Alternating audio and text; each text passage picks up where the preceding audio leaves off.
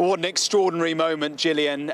We have expected that this moment would come, guilty or innocent, there would be a verdict, and yet still, as the moment has come, it is quite extraordinary, a moment of history without question. In terms of reaction, well, yes, we have had a statement, not from Joe Biden, the president, but from the Biden-Harris campaign, from Joe Biden, the candidate, and I will read it to you. It says, "In New York today, we saw that no one is above the law. Donald Trump has always mistakenly believed that he would never face consequences for breaking the law for his own personal gain. But today's verdict does not change the fact that the American people face a simple reality. There is only one way to keep Donald Trump out of the Oval Office: at the ballot box. Convicted felon or not, Trump will be the Republican nominee for president." It goes on to say the threat Trump poses to our democracy has never been greater.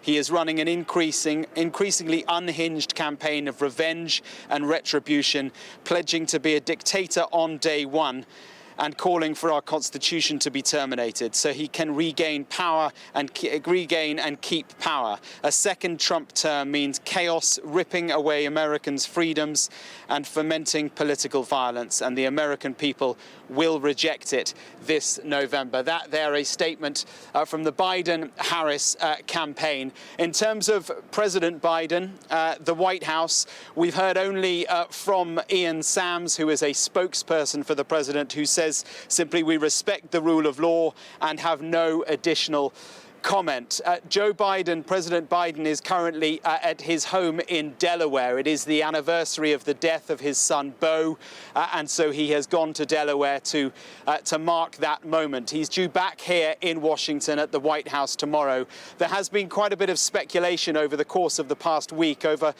whether or not President Biden would choose to address the nation after this verdict had come through. The briefing that we have had is that President Biden was mulling over whether or not to do this and whether he would do it at a White House setting rather than a campaign setting. Well, the fact is that because the verdict has come today, we didn't know when it would come. It could have come next week when he is not due to be at the White House anyway. The fact that it has come today, he is at the White House tomorrow, and I think there is a suggestion certainly that there will be some sort of a statement to the nation from President Biden. I wonder if it's an easier statement for him to make given the guilty verdict. If he had been found not guilty, then perhaps any sort of statement would perhaps be seen to be undermining the judicial process. But that it has been a guilty verdict, I suppose, allows President Biden to do what that statement did and point out, as he would see it, the dangers of a convicted felon being back in the White House. An extraordinary day, and it will take some time indeed for the dust to settle on this.